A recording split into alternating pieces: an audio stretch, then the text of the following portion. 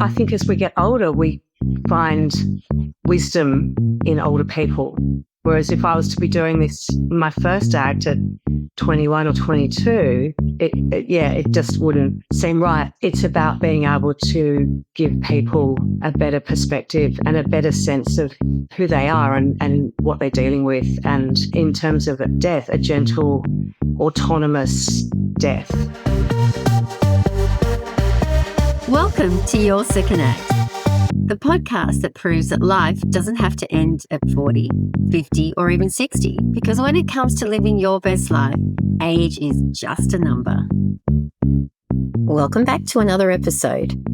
Today's episode is with a lovely lady called Caroline, and she decided to retrain as a death doula. Now, you all might be asking, what is a death doula? And the fact the word death makes us all on edge. Well, I felt the same. When I came across her Instagram that she had retrained as a death doula, I immediately reached out to her and said, what is this? I'd love to speak to you. Could you please come onto the podcast and tell me in your second act, why have you decided to do this? So she goes into great detail as to what a death doula is and why she decided to change her career and what purpose it's given her life. So here's another fascinating story of someone who's decided in their second act that they're just going to jump on in and try something different. And for Caroline, obviously, this change came after the death of her mother, which also can bring up a lot of emotions. And she also talks about grief and dealing with it. So it's not all somber, so don't get put off by it, but it's a really interesting one. And it's something that, let's face it, we all have to face. We're all going to die one day. So she also gives us a lot of practical tips on how to deal with it. So I hope you enjoy it. I really did, and I found it extremely informative. So welcome to Caroline's second act. Hi, Caroline. I've been really looking forward to our chat today, and I'm so glad that you've come on. Because when I was scrolling through my Instagram and I came across yours and you had a post there saying that you've retrained as a death doula, I immediately thought, what is a death doula and how interesting is this? So that's why I reached out, because I thought, wow, in your second act, you've actually retrained as something completely different to your PR background. So I'm really, really interested in diving in deep as to why this has come up and what purpose it's given you in life. So welcome so much to the podcast. Thank you. Thanks. I was really honoured when you reached out, and I love what your second act is. So I'm honoured to be here today. Thank you. Oh, well, thank you. Well, I can't wait to learn all about it. So I'm going to start with, what is a death doula? Well, a death doula is also known as an end-of-life doula or an EOL doula. Similar to a birth doula, which is an assistant. Doula is the Greek word for assistant or servant. So it's a non-medical assistant person to be with somebody during their dying time, whether that's a couple of days or a couple of weeks. The client obviously has a cognition that they've asked for the services of a death doula. And where the person isn't cognizant, often the family will engage a death doula. A death doula has many, many roles. Grief is a very powerful emotion, and the imminent death of somebody will bring about a huge amount of very strong feelings, emotions, being, number one is grief, but there's also denial. There's also this undying amount of love that a family or friends have for the person who is dying. So all in all, your brain can scatter a bit if you're the person that is being relied on in that role of being with the dying. So that's where a death doula comes in. They can take over certain responsibilities, making sure not many people are with the person who is dying, and primarily making sure that the wishes of the dying person are carried out. They can assist emotionally. They can sit with the family and the friends. They can talk externally away from the bedside or, in the hospital with relatives. They can give a better understanding of the death process. They offer solace for everyone involved. They can also be a middle person between the client or the client's family and the palliative care staff or the doctor, or in some cases, even the legal team, the lawyers. There's a lot of responsibilities and roles a doula can fill. And I suppose what it is, we are more familiar with the death doula's role now. What each death doula one by one is trying to encourage is people, particularly Western culture people, generally speaking, we're not very good at death.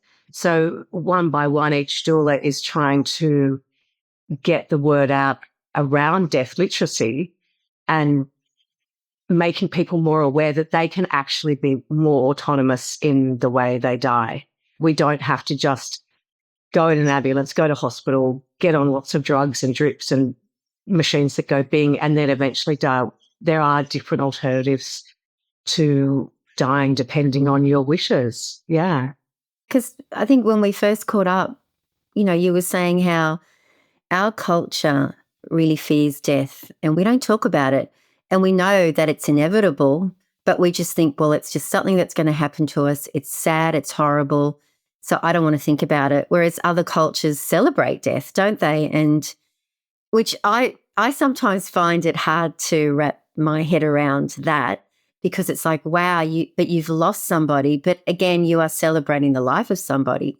But I think from what I'm hearing, a death doula is like that emotional support when, you're dealing with the death of somebody, then it's really hard. Like you said, you don't really think rationally, do you, at the time? And when you've got all this stuff to organize, how wonderful is it to have somebody by your side to guide you?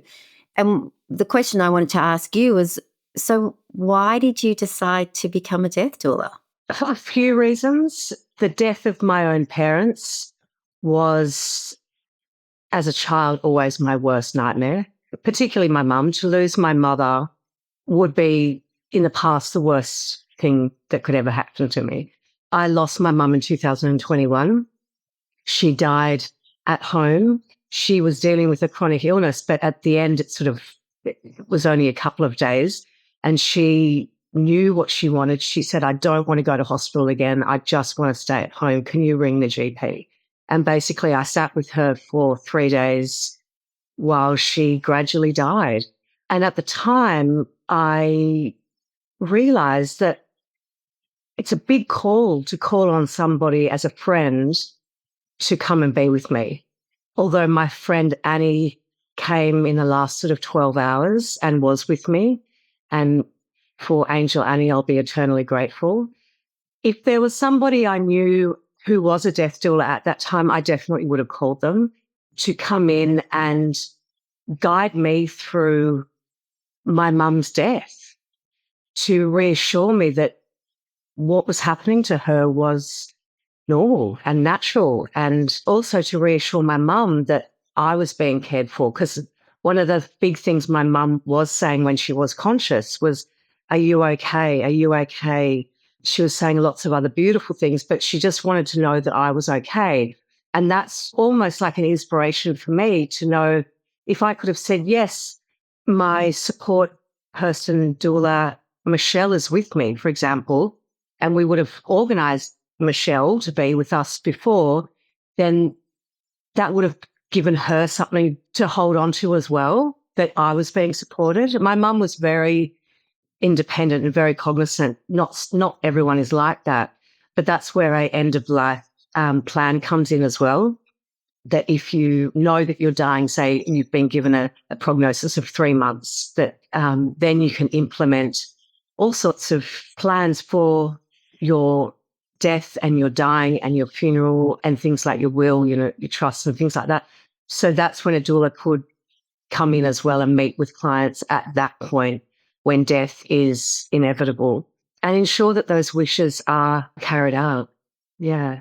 So that's how I became a death doula, really inspired by my mum's determination to stay at home and to be with me. My children were home at the time, but they didn't involve themselves. They knew what was going on, but they weren't involved. And I was also at the time, and still am, studying a master's of psychotherapy and counselling. So for me, it was another string to that educational bow, if you like. And then the fallout, or the subsequent weeks and months after my mother died, I really am passionate about grief and loss counselling now too, because I think there's a big gap as Westerners that we don't acknowledge too, that we think we have the death, we have the funeral, and then everyone goes back to their lives. And that's what happens. And that's how our society works. But for a lot of people who have been hit the most by the death of this person, their grief subsides, but it never goes away. So to work in that space and to help people in that space and hold them in that space and and reassure them that this is all normal. This is all normal feelings. You are not strange. You're not peculiar. It's a big, as you said, unspoken part of our life is death, and death of a loved one. When you're dealing with the person who is passing and you're planning their last wishes, I'm assuming not everyone is happy to say, well, this is what I want. I want my funeral to have this. I mean, there would be a lot of scared people. How do you deal with someone who just doesn't even want to deal with it? Do you then just look to the family for their guidance? Because you don't want to force somebody, obviously. No, definitely not. It's a very sensitive time for everyone involved. So you're being guided by the client, however much they want to share or tell you, you go with that. In terms of funeral planning, you can get some sort of an idea. I remember when my dad was very sick and he was actually in a hospital and died in a hospital. One of the really cheery senior doctors came in and said, okay, so I've got to do this, plan for you. Do you want to be buried or do you want to be cremated? And it was all this sort of list of X, Y, and Z. And he said, I don't want to talk about this now. And he was in complete denial that he was not long for this earth for much longer. And still to the moment he died, we never got that document finalised. So you've really got to work within the parameters of where the client's guiding you. And as I said, in other cases, work with the family.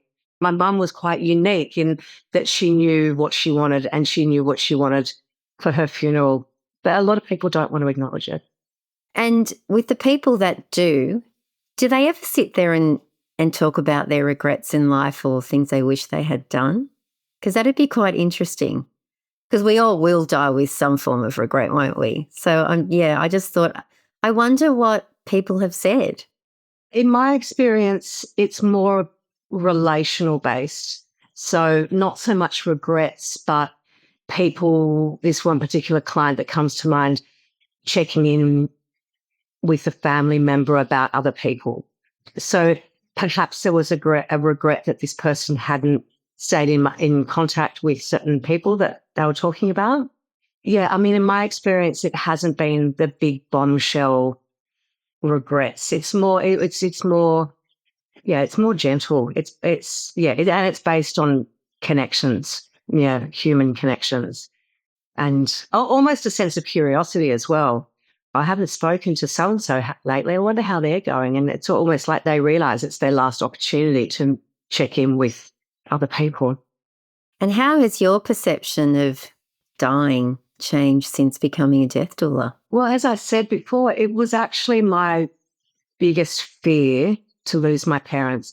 And also as a child, I remember my biggest fear of dying. Like I was scared, so scared.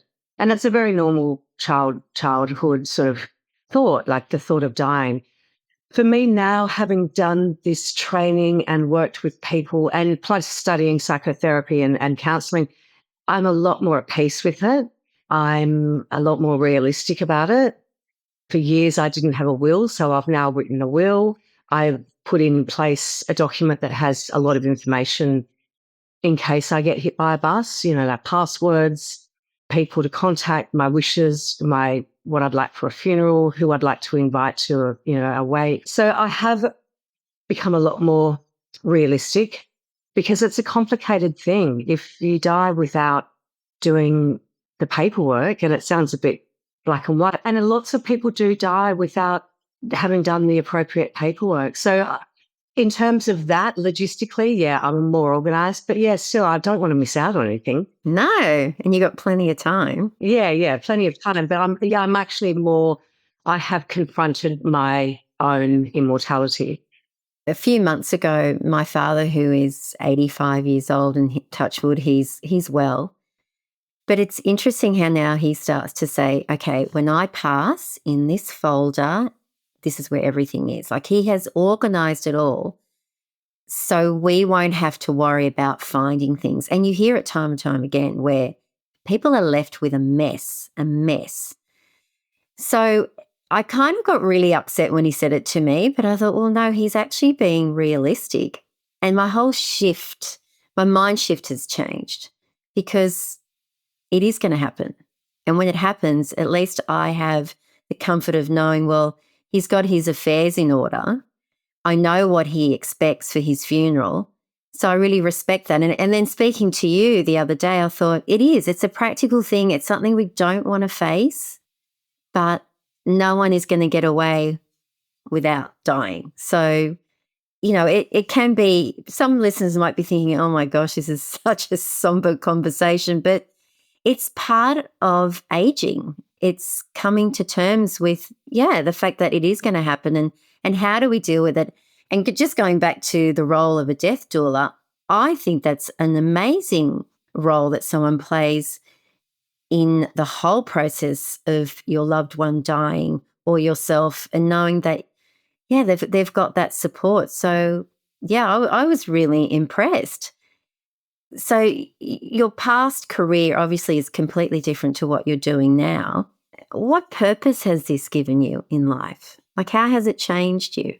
It's changed me in that I'm working with humans' emotions and humans' needs. In my previous career, I listened to clients, I told their story, and hopefully there was a financial gain at the end working in PR and marketing. So in this role, I feel like I'm doing the same sort of listening. I'm listening to people's stories, but really what I want to do is make a difference to the way they perceive themselves, or the way they perceive death, or the way they perceive their grief or their loss.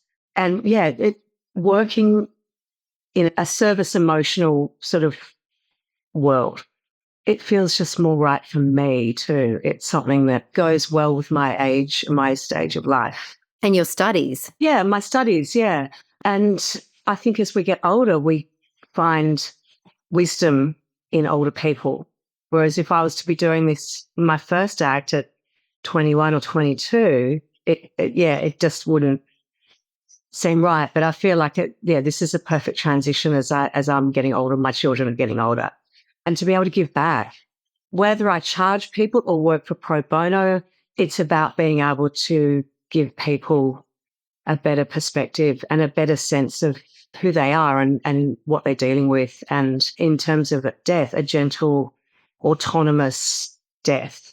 Yeah, it's our last time of being able to steer our own ships. So if you've got someone there supporting that and fighting for that when doctors or nurses are saying something different, or they want to wheel you out in an ambulance, then you've got somebody who knows your wishes and who will make sure that those wishes are carried through.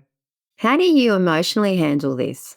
It's sad. I mean, anything to do with death, it is sad. I'm not going to deny that. The thing that gets me through is that as I've faced my fears with my own immortality, my dear mother and father passing, to work with other people in this capacity as they die, it's a strange phenomenon that you're sad, but you can also be detached.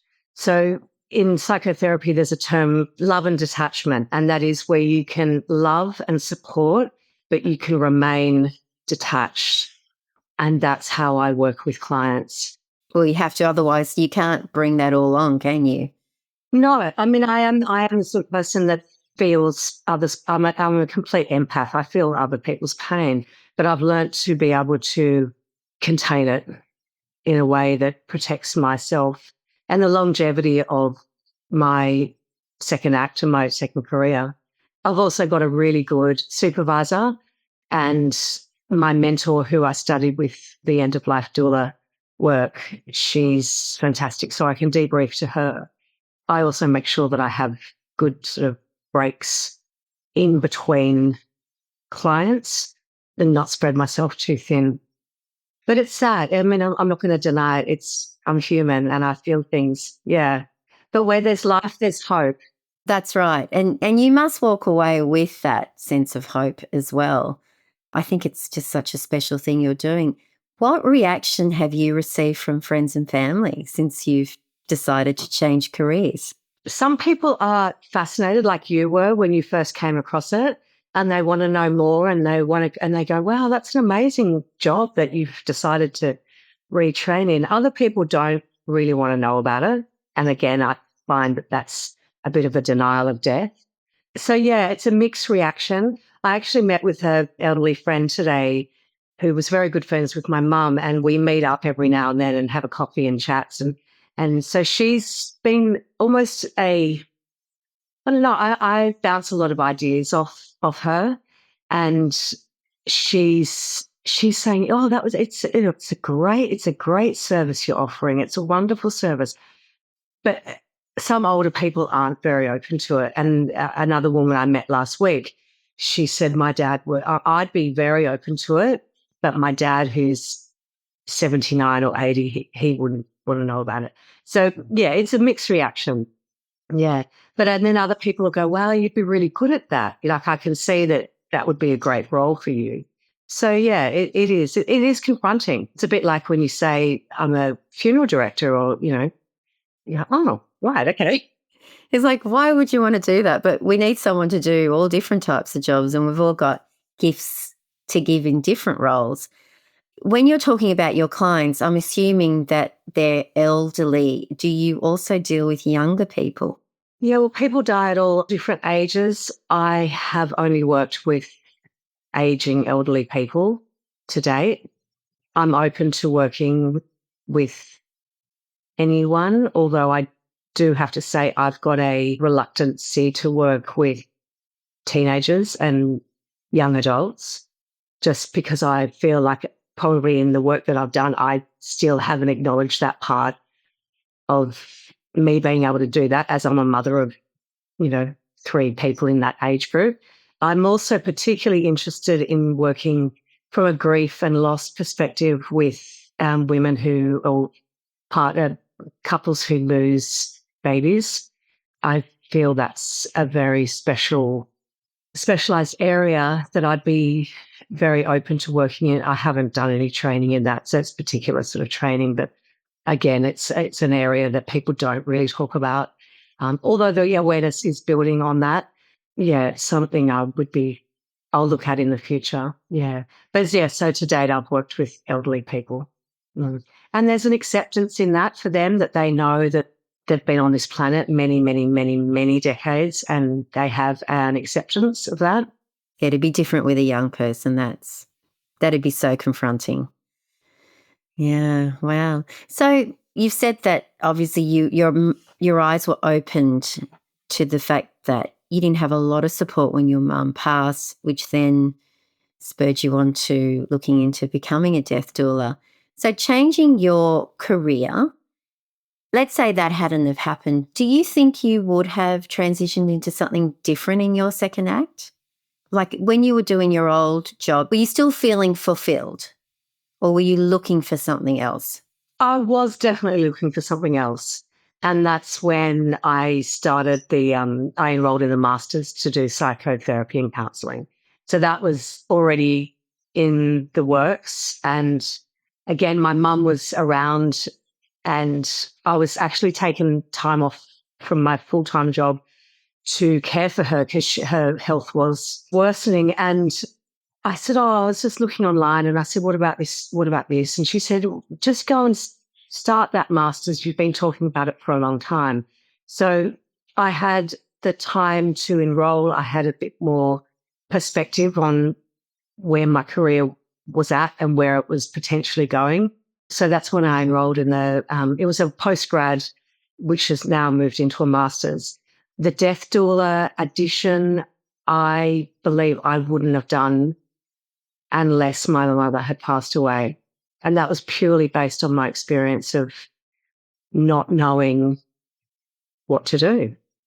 But I think all these experiences in life lead you to open a new door, which I think, in your situation, of course, it was sad you lost your mother, but through that, you're now helping others and how much that must be giving you.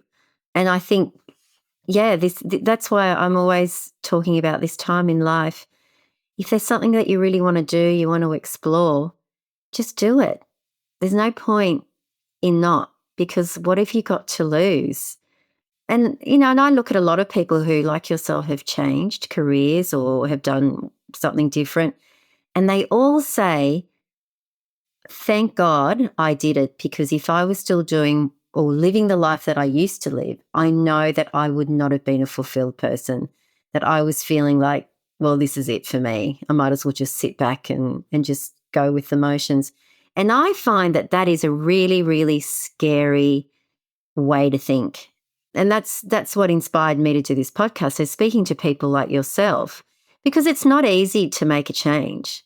I mean, I could listen to your story and think, wow, she left, she decided that she didn't want to do that career anymore. So she decided, I'm going to go back to uni.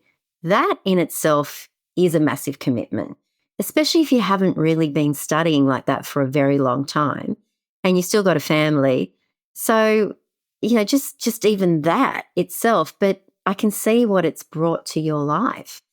And it's like you've walked through that new door and you haven't looked back. Would you say that's right? Absolutely. Yeah.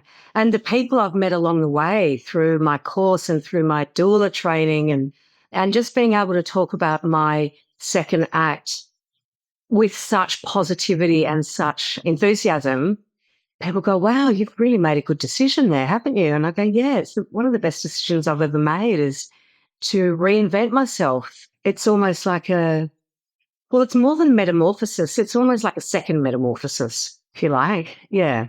The second butterfly. Mm. I like that. I'm going to use that. Thank you. Well, I think this is just an amazing thing that you're doing, and I want to thank you for doing it, because it's like nurses, it's like doctors. Without them, we'd be quite lost, and the service that you're offering is amazing and it helps so many people. So I will definitely leave your link in the show notes, because I don't know. I don't know if people know what a death doula is, because I used to always think a doula's got something to do with birth. So isn't it funny? There are people that help you come into this world and there are people that help you leave. So, yeah, it's such a beautiful gift to have. But thank you so much for coming in. And I always like to end my episodes with the same question. So what's something that you have now in your second act that you never thought you'd have in your first? A true sense of what I'm doing. I don't know if that makes sense, but I rolled into university in my, late teens, early 20s. And then I rolled out of that and rolled into travel and then and I sort of rolled into working in PR and marketing. It wasn't a definite decision. Whereas this time I've gone, this is what I'm going to do. I'm going to stick to this course. And then the death doula opportunity came along. So that's what I feel like. I'm doing this with a great sense of purpose to serve people in a really empowering, autonomous way. And that, for me, is the greatest gift I can give to others. I feel like it's got much more of a purpose, the role I'm filling now, and it just feels so much better. Not better, it's just different. It feels really good in my heart and in my soul. And I'm grateful for the opportunity to be at this stage in my life that I can commit to that my children are older, that, certain things have lined up that I can do it. So the timing has been beautiful for my second act. Oh, that sounds wonderful. And it is. It's all about timing, isn't it? Sometimes we want to rush things, but you can't, because maybe you're not in the right place to actually be open to something new. But congratulations on doing what you've done, because I am still in shock, and I think it's wonderful because I could never do something like that. And even though people say, oh, but you could, no, it takes a special person to be able to deal with the grief that we all seem to want to run away from. But I wish you all the best in your new future. And I can't wait to see, where your future takes you. So thank you so much for coming in and giving me your time. Thank you, Michelle. And thank you for creating such a wonderful platform for people to share their second acts. It's very inspiring. Love it. Yeah, I love it. I feel like I'm such a sticky beak. I can get to ask all the questions. Great. Take care. Thanks, Michelle. Thanks for tuning into another episode of Your Second Act. If you enjoyed this episode, I'd love it if you could rate and leave a review on your favorite podcast platform. Your feedback means the world to me.